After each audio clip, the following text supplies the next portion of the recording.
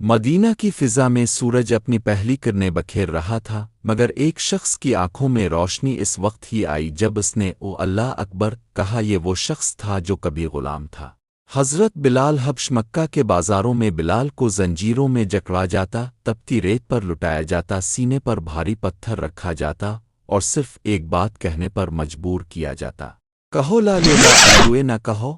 مگر بلال کی زبان سے صرف ایک صدا نکلتی، احد احد، وہ ایک ہے، وہ ایک ہے۔ ان کی یہ صدا مکہ کے ہر کافر کے دل پر تیر کی طرح لگتی تھی۔ ابو جہل غصے میں چیختا، یہ کالا غلام ہمیں چیلنج کر رہا ہے، لیکن بلال مسکراتے اور کہہ دیتے، میرا دل اب آزاد ہے، تم چاہو تو جسم جلا دو۔ پھر ایک دن تاریخ بدلی۔ حضرت ابوبکر نے آ کر ان کے مالک سے کہا، اس غلام کی قیمت بتاؤ، میں خریدتا ہوں۔